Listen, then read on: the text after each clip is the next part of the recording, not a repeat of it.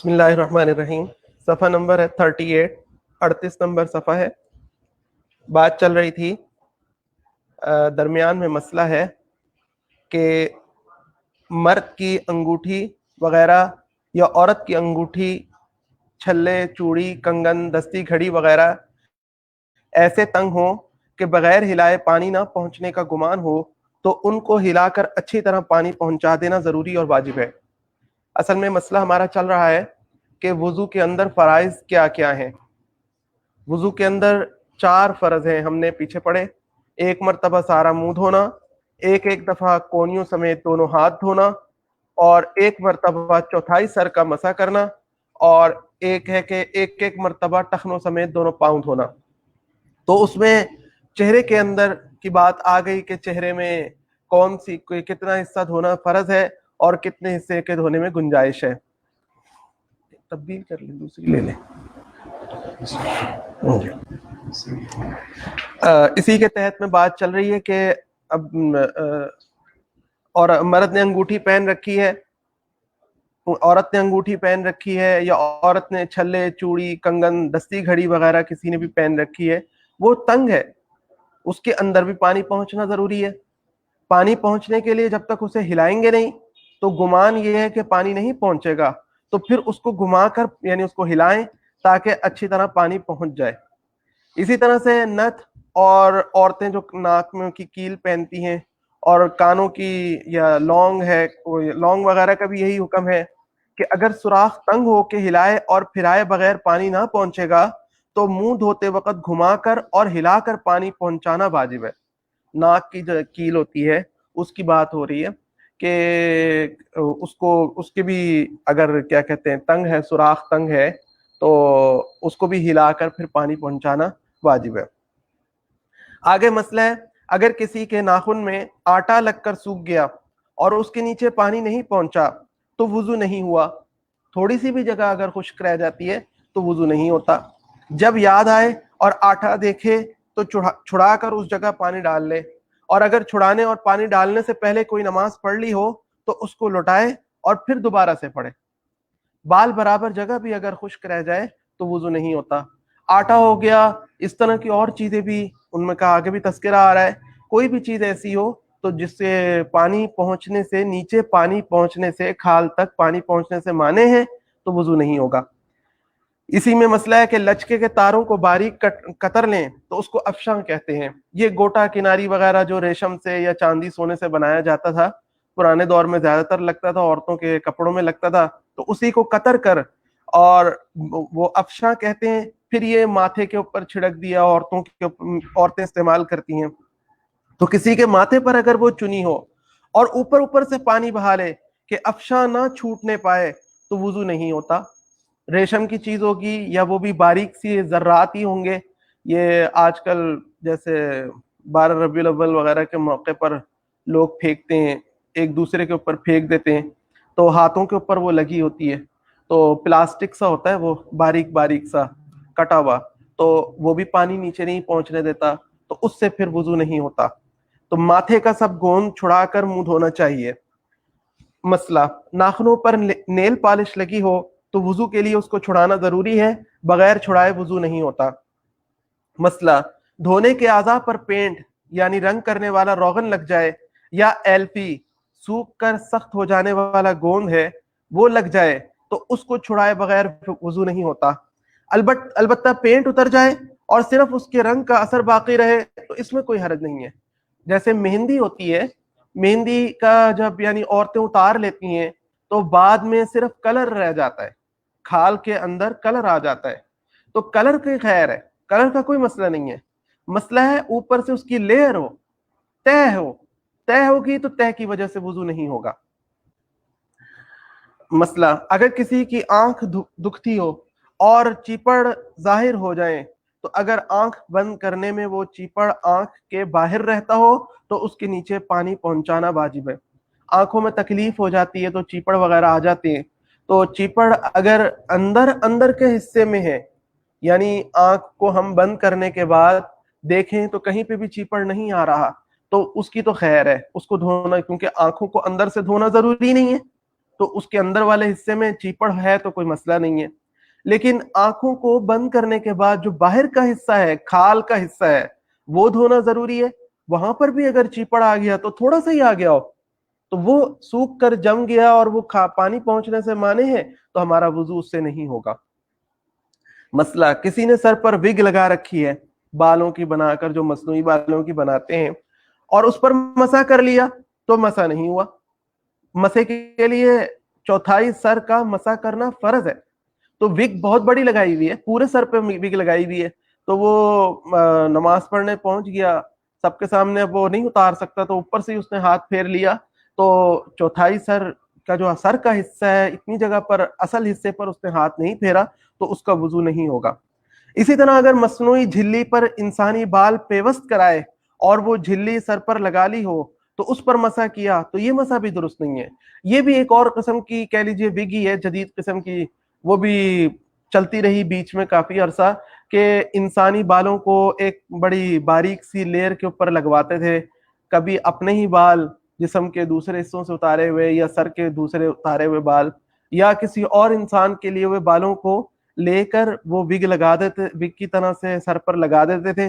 تو یہ فوری اترتے نہیں تھے اور 2-3 مہینے تک یہ بڑے آرام سے چل جاتی تھی, یہ وگ لگی رہتی تھی مستقل, سوتے اٹھتے بیٹھتے جاگتے, یا پھر یہ نہیں کہہ لیجیے کہ نہاتے وقت بھی نہیں اترتی تھی. تو یہ بھی ایک مخصوص قسم کی وگ تھی جو اب بھی چلتی ہے کبھی کبھی, لیکن بیچ میں کچھ عرصہ تو زیادہ چلی ہے. تو خیر وہ والی جھلی لگی ہوگی تو وہ بھی اگر کسی نے پورے سر پر لگوا لی تو اس پر بھی مسح درست نہیں ہوگا. مسئلہ سر پر مہندی لگا رکھی ہو اور بال اس کے لیپ میں چھپے ہوئے ہوں تو مہندی کے اوپر سے مسح کرنے سے سر کا مسح نہیں ہوتا. یعنی کلر سے پہلے والی بات ہے کہ کلر لانے کے لیے جو ہم نے لیپ کر کے رکھی ہوئی ہے, خواتین ہو یا مرد ہو, گھر میں چھٹی والے دن بعض اوقات وہ پورا لیپ کر کے رکھا ہوا ہوتا ہے, تو ایسے میں اگر وہ وضو کرنے تو اوپر سے اس کے ہاتھ پھیر لیں گے تو اب تو بال آ ہی نہیں رہے, بالوں کے اوپر ہمارا مسح ہو ہی نہیں رہا, لیپ ہے, مہندی کا لیپ ہے, اس کے اوپر سے ہاتھ پھیر رہے ہیں تو ہمارا وضو نہیں ہوگا. مسئلہ کسی کے ناخن بڑے ہوئے ہوں اور انگلیوں کے سرے ان ناخنوں کے نیچے چھپ جائیں تو ان کے نیچے پانی پہنچانا فرض ہے. عورتیں بعض اوقات بڑے بڑے ناخن رکھ لیتی ہیں, مرد بھی رکھ لیتے ہیں, بعض مرد بھی ناخن بڑے کر لیتے ہیں. تو جتنا حصہ نارمل روٹین میں انگلیوں کا ناخنوں کے یعنی ناخن کاٹنے کی صورت میں ظاہر ہوتا ہے سرے کا, وہ والا حصہ چھپ گیا ناخن بڑے ہونے کی وجہ سے, تو چھپ گیا تو اس سے یہ نہیں ہے کہ وہاں کا دھونا بھی فرض ختم ہو گیا. فرض اپنی جگہ پہ وہ برقرار ہے, ناخن بڑے رکھنا وہ علیحدہ اس کی خرابی ہے, لیکن پانی تو کم از کم پہنچائیں اس کے نیچے وضو پورا کرنے کے لیے. مسئلہ وضو کرتے وقت ایڑی یا کسی اور جگہ پر پانی نہیں پہنچا اور جب وضو پورا ہو چکا تب معلوم ہوا کہ فلاں جگہ سوکھی ہے تو وہاں فقط ہاتھ پھیر لینا, گیلا ہاتھ پھیر لینا کافی نہیں بلکہ پانی بہانا چاہیے. ذرا سا ہاتھ پھیر کے مسل دیا اس کو, یہ کافی نہیں ہے بلکہ پانی بہانا چاہیے. ایک آدھ ڈراپ یعنی گویا کہ گرتے ہوئے لڑکتے ہوئے جائیں, یہ بار اتنا ضروری ہوتا ہے. مسئلہ اگر کسی کے ہاتھ پاؤں میں پھٹن ہو اور اس میں پانی پہنچانا نقصان نہیں کرتا تو پھٹن کے اندر پانی پہنچانا ضروری ہے, اور اگر دھونا نقصان کرتا ہو تو پھٹن کے اندر پانی پہنچانے کا فرض ثابت ہو جاتا ہے. یعنی جو بھی سامنے کا حصہ ہے ہاتھ کا, اس کو دھونا ضروری ہے. اب سامنے کا حصہ اگر کھل کے پھٹ گیا, کھال پھٹ گئی ہے تو وہی سامنے کا حصہ ہے, اسی کو دھونا ضروری ہے. لیکن دھونا ضروری میں اللہ تعالیٰ نے یہ آسانی فرمائی ہے کہ نقصان کے اندیشے کو رکھا ہے. اگر ایک انسان کو نقصان ہو رہا ہے اس زخم والے حصے میں, پھٹن والے حصے میں, تو اس کو پھر نہ دھونے کی گنجائش ہے, وہ اس سے دھونا نہیں ہے. لیکن اگر کوئی کسی کی ایسی پھٹن کی صورت بن گئی ہے کہ اندر پانی ڈالنے سے کچھ بھی نہیں ہوتا تو پھر اس کو دھونا لازمی ہے, کہ یہی فرنٹ ہے. نہیں وہ تو علیحدہ چیز ہے, وہ تو ہم تو ابھی بات کر رہے ہیں جو کلر ہے نا, کلر کی بات کر رہے ہیں کہ کسی چیز کے کلر کا مسئلہ نہیں ہے, لیئر کا مسئلہ ہے. لیئر کی جیسے پینٹ کی لیئر لگ جاتی ہے تو وہ نقصان دہ ہے, اس سے وضو نہیں ہوگا. نقصان دہ سے میرا کہنے کا مطلب ہے کہ وضو نہیں ہوگا. اور باقی صرف کلر رہ جائے, جیسے مہندی کو اتارنے کے بعد مہندی کا لیپ اتار لیں تو اس کے بعد نیچے لیئر نہیں ہوتی, کلر ہی کلر ہوتا ہے ہاتھ پر, تو خواتین کے ہاتھ پر تو وہ اس میں کوئی مسئلہ نہیں ہے. باقی اگر کوئی ان کا خاص مسئلہ ہو تو وہ پھر ان سے کہیں وہ پھر بعد میں بتا دیں. آگے ہے کہ کسی کا مسئلہ اگر پاؤں کی پھٹن میں موم، روغن یا کوئی اور دوا بھر لی، ویزلین وغیرہ بھر لی، تو اگر دوا نکالنے سے ضرر و نقصان نہ ہوتا ہو تو اس کو نکال کر پھٹن کے اندر پانی پہنچانا ضروری ہے. ہمارے سامنے ضابطہ یہ آیا کہ جو بھی سامنے کھال کا حصہ ہے، یعنی جو بھی سامنے کا حصہ ہے اس کو دھونا ضروری ہے. تو جو سامنے کا حصہ ہے وہ اب پھٹن والا ہے تو پھٹن والے سے ہی اسی کے اندر اگر پانی پہنچانا نقصان نہیں کرتا تو ہمیں اندر جا کے پانی ڈالنا پڑے گا. تو اگر دوا بھری ہوئی ہے تو دوا کو نکالیں گے ہم. ویزلین وغیرہ لگائی ہوئی ہے، وہ اس کے لیئر اندر بھری ہوئی نظر آ رہی ہے، یا کوئی اور مرہم لگا رکھا ہے، اس کو نکالنا ضروری ہوگا. لیکن اگر پھٹن کے اندر دوا نکالنے سے ضرر ہوگا، نقصان ہوگا، تو اس کو نکالے بغیر ہی اوپر سے ہم پانی بہا سکتے ہیں. مسئلہ اگر کسی کے اعضاء پر زخم ہو اور وہ اس کو دھونے پر قادر ہو، یعنی دھونا اس کو نقصان نہ کرتا ہو، تو اس کا دھونا فرض ہے. ہاتھ پر، پاؤں پر کہیں بھی زخم لگ جاتا ہے بعض اوقات، تو انسان سمجھتا ہے اس کو پانی ڈالنے سے کچھ نہیں ہوگا. اگر کوئی آدمی سمجھتا ہے اس سے کیا ہوگا تو پھر اس کو وہاں پر دھونا فرض ہے. اور اگر دھونا نقصان کرے تو دھونے کا فرض پھر ساقط ہو جاتا ہے، بس اس کے اوپر سے پانی بہا سکتا ہے. اگر پانی بہانا بھی نقصان کرے تو زخم کے اوپر مسح کر لے، یعنی دھونے میں فرض ساقط ہو جائے گا، بس اوپر سے ہلکا سا، یعنی دھونے سے مراد یہاں پر پانی بہانے اور دھونے میں فرق یہ کیا گیا. ایک ہوتا ہے مل کے ذرا دھونا ہاتھوں کو، ہاتھ پہ زخم بھی ہوا ہے، مل کے دھونا نقصان کرتا ہے، لیکن اگر اوپر سے پانی بہا دیں صرف ہلکا سا تو کوئی مسئلہ نہیں ہے، تو یوں ہی پانی بہا دیں. لیکن اگر زخم ایسا ہے کہ ملنے بھی پانی اس جگہ پر جانے سے ہی نقصان کرتا ہے، پانی لگ کے ہی خرابی آتی ہے، تو پھر اوپر سے صرف گیلا ہاتھ پھیر کر اوپر سے ہم مسح کر سکتے ہیں. اگر مسح بھی نقصان کرے، ڈاکٹر نے کہہ دیا مثلا کہ مسح بھی نہیں کرنا، پانی اس کے قریب بھی نہ جائے، تو وہ ارد گرد کی جگہ کو دھو لے اور زخم کی جگہ کو چھوڑ دے. یہاں پر میں یہ بات عرض کر دوں کہ بعض لوگ یہاں پہ کنفیوز ہو جاتے ہیں کہ ہمیں نقصان کر رہا ہے یا نہیں کر رہا، اس میں کنفیوز ہو جاتے ہیں بعض اوقات. تو بعض لوگوں کو تو تجربہ ہو جاتا ہے خود ہی، یعنی پہلے بھی کیا تھا کچھ نہیں ہوا تو اب بھی کچھ نہیں ہو رہا، تو اپنے تجربے کے اوپر بھی عمل کر سکتے ہیں. اور اگر کسی کو کبھی وہ کنفیوز زیادہ ہو رہا ہو کہ پتہ نہیں مجھے نقصان کر رہا ہے نہیں کر رہا، یہ کیا صورتحال ہے، تو کسی بھی دیندار ماہر ڈاکٹر سے پوچھ سکتا ہے کہ میں یہاں پہ دھو لوں یا نہ دھوں. دیندار ڈاکٹر ہوتے ہیں، ان کو نماز روزے کی کا ذرا یعنی اہتمام زیادہ معلوم ہوتا ہے، تو وہ زخم کی نوعیت کو دیکھ کر اچھا مشورہ دے سکتے ہیں آپ کو کہ نہیں آپ دھو لیں. یا ایک طرف ان کو نماز کا بھی پورا احساس ہے اور ایک طرف زخم کا انسانی صحت کا بھی احساس ہے، تو وہ پھر آپ کو اچھا مشورہ دے سکتے ہیں. مسئلہ کوہنی سے نیچے کوئی زائد عضو ہو، مثلا کسی شخص کا زائد ہاتھ ہے یا کسی کی زائد انگلی 6 انگلیاں ہیں، تو اس کو بھی دھونا فرض ہے.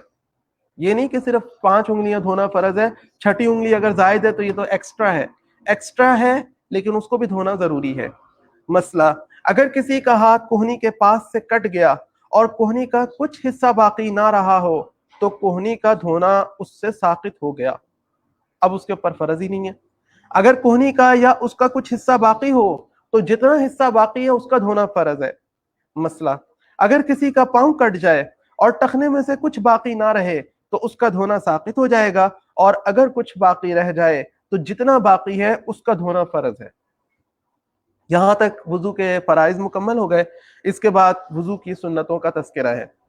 وضو کے اندر واجبات نہیں ہوتے، صرف فرض ہوتے ہیں یا پھر اس کے بعد سنت مستحب وغیرہ ہوتے ہیں، واجبات کوئی نہیں ہے، اس لیے واجبات کا ذکر بیچ میں نہیں آیا. وضو کی سنتیں، وضو میں 13 سنتیں ہیں.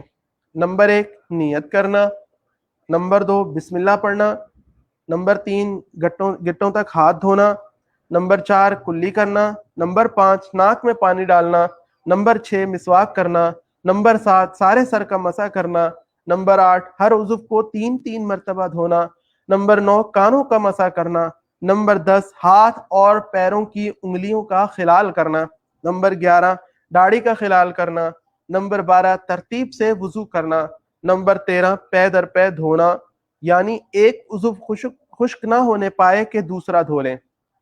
ان سنتوں سے متعلق کچھ تفصیل یہ درج ذیل ہے. مسئلہ: جب وہ 4 اعضاء جن کا دھونا وضو میں فرض ہے، وہ کون سے 4 اعضاء آ گئے؟ ہم دوبارہ پیچھے دیکھ لیتے ہیں، پیج نمبر 37 پر ہے کہ ایک مرتبہ سارا منہ دھونا، ایک دفعہ کونیوں سمیت ہاتھ دھونا، دونوں ہاتھ دھونا، ایک مرتبہ چوتھائی سر کا مسح کرنا، اور ایک مرتبہ ٹخنوں سمیت دونوں پاؤں دھونا. یہ تو ہے وضو کے فرض تھے. تو یہ 4 اعضاء جب دھل جاتے ہیں تو وضو ہو جائے گا، چاہے وضو کا قصد ہو یا نہ ہو. سوچ سمجھ کے آدمی نے وضو کیا ہو یا بغیر سوچے سمجھے یہ بس پانی ڈل گیا ان پر، تو وضو ہو جائے گا. جیسے کوئی نہاتے وقت سارے بدن پر پانی بہا لے اور وضو نہ کرے اہتمام سے نیت کر کے، یا حوض میں گر پڑے، یا بارش میں کھڑا ہو جائے اور وضو کے یہ 4 اعضاء دھل جائیں تو وضو ہو جائے گا، لیکن وضو کا ثواب نہ ملے گا. ثواب اس وقت ملے گا جب وضو کی نیت ہوگی. نیت کر کے جا کے کوئی بارش میں کھڑا ہوا ہے کہ چلو میرا وضو ہو جائے، تو بارش میں کھڑا ہونے سے اعضاء بھی دھل جائیں گے اور وضو بھی ہو جائے گا، اس کو ثواب مل جائے گا. لیکن گزرتا ہوا آیا ہے، مسجد میں جماعت کھڑی ہو رہی ہے تو اس کے سارے اعضاء دھل چکے ہیں، تو اس کا وضو بھی ہو چکا ہے. وہ اگر یوں ہی نماز شروع کرنا چاہے، پہلے نیت تو نہیں کی تھی لیکن نماز شروع کرنا چاہے کر سکتا ہے. مسئلہ: کیونکہ اصل فرائض کے اوپر تو دار و مدار ہوتا ہے وضو کا فرائض کے اوپر، سنتیں یہ کہہ لیجئے ایکسٹرا ہیں جن کے بارے میں ہم نے حکم یہ پڑھا کہ ان کو چھوڑنے کی عادت نہیں بنانی چاہیے. ہاں البتہ کوئی مجبوری آ جائے، کوئی عذر آ جائے تو ان کو چھوڑا بھی آ سکتا ہے.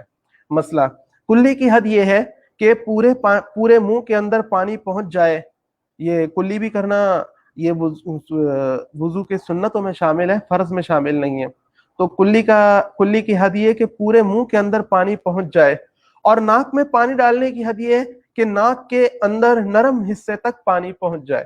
جو جتنا نرم حصہ ہے، انگلی ڈالیں تو جو ناک میں جتنا نرم حصہ آتا ہے وہ سارے حصے کے اندر پانی پہنچ جائے، اور اس کے بعد جب سخت حصہ آتا ہے، انگلی ڈالنے سے آگے سخت حصہ آتا ہے، تو وہاں تک یعنی اس کو سخت حصے کو نہیں دھونا، وہ شامل نہیں ہے.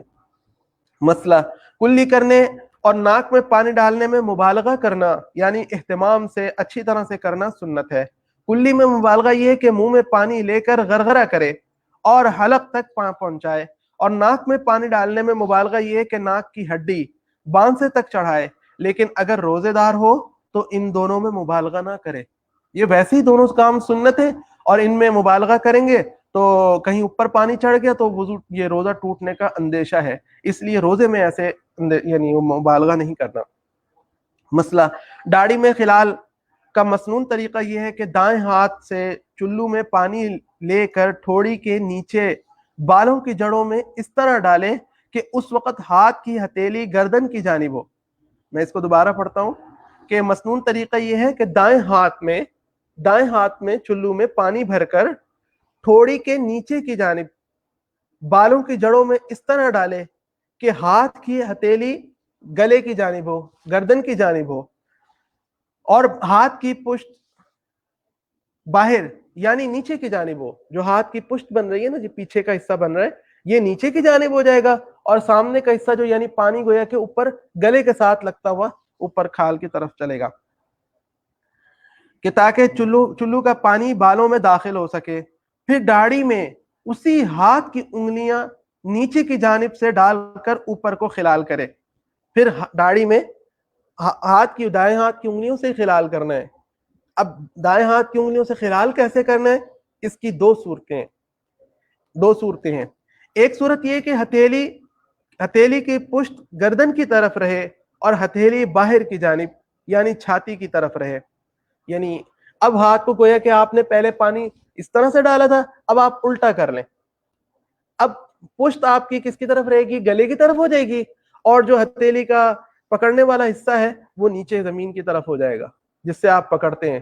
یوں کر کے آپ یعنی الٹا کر کے ہاتھ کو یوں خلال کریں.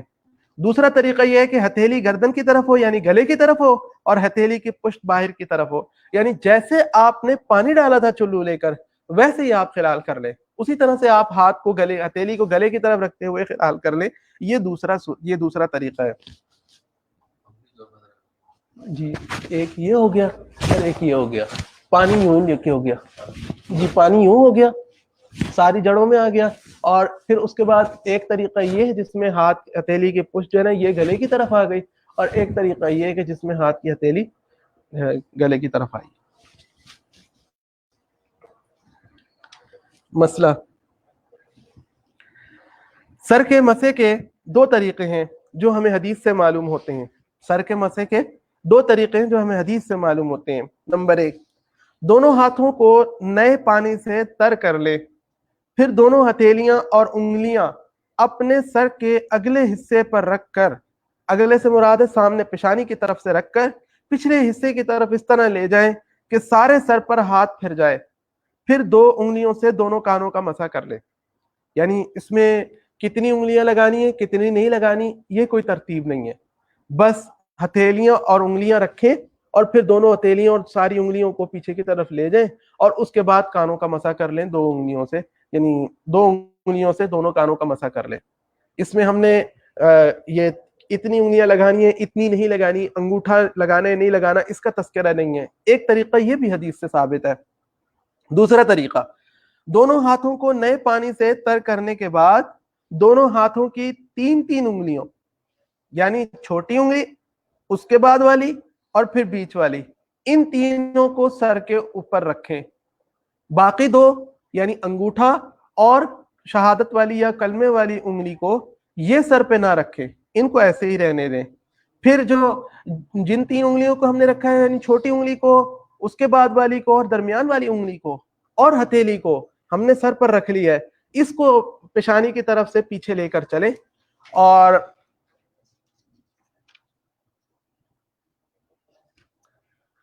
سر کے درمیانی حصے میں آگے کی طرف سے پیچھے یعنی گدی کی طرف کھینچیں.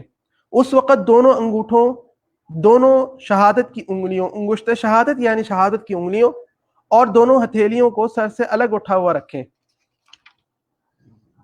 نہیں میں نے اس میں تھوڑا سا غلط کر دیا, یہ ہے کہ یہاں پہ صرف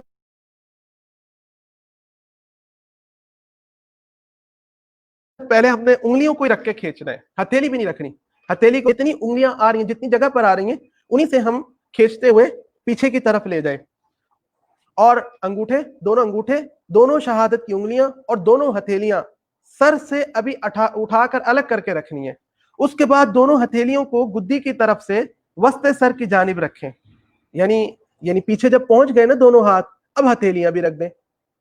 ہتھیلیاں جب رکھ دی تو اس کے بعد پھر گدی سے آگے کی طرف کو کھینچ کر لے کر آئے, یعنی پچھلی طرف سے ہم ہتھیلیوں کو بھی ساتھ لے کر آئیں گے, ہم ہتھیلیوں کو لے کر آئیں گے آگے کی طرف.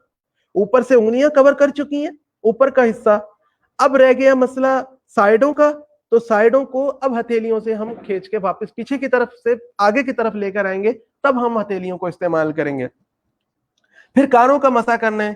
کانوں کے اندر کا مسح دونوں شہادت کی انگلیوں کے سروں کے اندر کی طرف سے کرے, یعنی جو کانوں کی یہ انگلیاں رہ گئی ہیں ہماری ابھی ہمارے کیا کہتے ہیں شہادت کی انگلیاں کسی بھی استعمال نہیں ہوئی کسی بھی مسح میں, تو شہادت کی انگلیوں کے سرے سے ہم کانوں کے اندر کا مسح کر لیں گے, اور اس کے بعد پھر کانوں کے باہر کا مسح دونوں انگوٹھوں کے اندر کی طرف سے کریں گے. تو اس طرح سے ہماری ساری انگلیاں استعمال ہو جائیں گی. میں اس دوسرے طریقوں کو ایک دفعہ مختصر انداز میں دوبارہ دہراتا ہوں. جو تین انگلیاں ہو گئی, جی چھوٹی تین انگلیاں ہو گئی, یہ چھوٹی انگلیاں ہو گئی, اس کو سر کے اوپر رکھ کر یعنی چھوٹی انگلی کی جانب سے تین انگلیوں کو سر کے اوپر رکھ کر ہتھیلی کو بھی دور رکھیں, اٹھا کے رکھنے ابھی, اور اپنے انگوٹھے کو اور کلمے والی انگلی کو بھی دور رکھنے. یہاں سے چلاتے ہوئے پیچھے کی طرف لے جائیں گدی کی طرف, گدی پر لے جا کر اب ہتھیلیاں رکھ دیں گے اور ساری انگلیاں ابھی ہماری اب اٹھی ہوئی ہوں گی, ساری انگلیاں اٹھی ہوئی ہوں گی. تین انگلیاں تو استعمال ہو چکی اور دو انگلیاں یعنی انگوٹھا اور شہادت والی انگلی ابھی وہ باقی ہے, وہ استعمال نہیں ہوئی. اب ہماری ہتھیلیاں بھی استعمال ہو گئیں, اور اس کے بعد ایک شہادت والی انگلیوں سے ہم نے کانوں کے اندر کا مسح کرنا ہے, اور انگوٹھے سے ہم نے کانوں کے اوپر کی طرف کا مسح کرنا ہے. اس طرح سے ہماری ساری انگلیاں الگ الگ جگہ پہ, یعنی کہہ لیجیے پورا ہاتھ ایک ایک حصہ علیحدہ علیحدہ جگہ پہ استعمال ہوگا. اور جو ہم نے پہلا طریقہ اختیار کیا تھا اس میں ہم نے کوئی خاص نہیں کیا تھا کہ یہ والی جگہ یہاں کے لیے ہے اور یہ والی انگلی یہاں کے لیے. وہاں پہ سبھی سے ہم نے سارے سر کا مسح کیا تھا اور پھر انہی سے دونوں انگلیوں سے دوبارہ جو استعمال ایک دفعہ ہو چکی تھیں انہی دونوں انگلیوں کو ہم نے کانوں کے اندر کانوں میں مسح کے لیے بھی استعمال کر لیا تھا. اگر چونکہ دونوں طریقے اس حدیث سے ثابت ہیں اس لیے کوئی بھی طریقہ اختیار کیا جا سکتا ہے, کسی بھی طریقے پر ممانعت نہیں ہے, جیسے کوئی کرنا چاہے کر سکتا ہے. مسئلہ انگلیوں کے بیچ میں پانی داخل ہو بھی جائے تب بھی سنت یہ ہے کہ دونوں ہاتھوں اور دونوں پاؤں کی سب انگلیوں میں خلال کرنا چاہیے. یہ سنت طریقہ ہے. دونوں ہاتھوں کی انگلیوں میں خلال کرنے کے بھی دو طریقے ہیں. ایک ہاتھ کی انگلیاں دوسرے ہاتھ کی انگلیوں میں ڈال لیں, ایسے جیسے پنجہ لڑاتے وقت دوسرے بندے سے پنجہ لڑاتے وقت کرتے ہیں. جی ایسے تو پنجہ بناتے وقت کرتے ہیں, یہ اس طرح سے ڈال کے خلال کر لیں. اور دوسرا طریقہ یہ ہے کہ ایک ہاتھ کی ہتھیلی دوسرے ہاتھ کی پشت پر رکھیں اور اوپر کے ہاتھ کی انگلیاں نیچے کے ہاتھ کی انگلیوں میں ڈال کر کھینچیں, پھر دوسرے ہاتھ کی بھی ساتھ بھی ایسے ہی کریں. یعنی یہ اوپر سے ایک ہاتھ کے پشت پر اپنا دوسرا ہاتھ, یعنی ایک ہاتھ کے اوپر دوسرا ہاتھ رکھ لیں الٹی جانب سے, ایک ہاتھ کے اوپر دوسرا ہاتھ رکھ لیں اور پھر پہلے ایک ہاتھ کے ساتھ وہ خلال کر لیں, پھر دوسرے ہاتھ کے ساتھ بھی ایسے ہی کر لیں. یہ دونوں طریقے ثابت ہیں.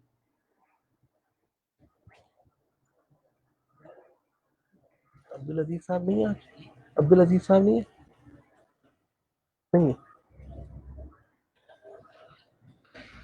جی مسئلہ اگر کوئی الٹا وضو کر لے, پاؤں کی انگلیوں کا خلال, پاؤں کی انگلیوں کا خلال اس طرح کرنا ہے کہ بائیں ہاتھ کی چھنگلیاں کے ذریعے, بائیں ہاتھ کی چھوٹی انگلی ہے اس کے ذریعے سے پاؤں کی انگلیوں میں نیچے سے اوپر کی جانب خلال کرنا ہے.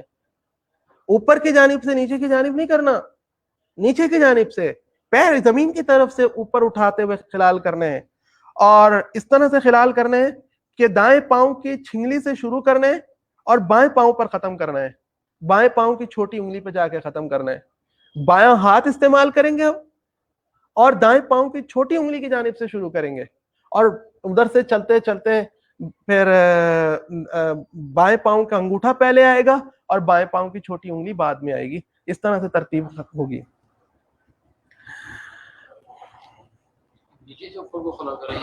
یہ زمین کی طرف سے یعنی اٹھا کے کرنا ہے, یعنی اوپر کی طرف سے نیچے کی طرف نہیں انگلی ڈالنی, نیچے زمین کی طرف سے اوپر اٹھا کے لانا ہے.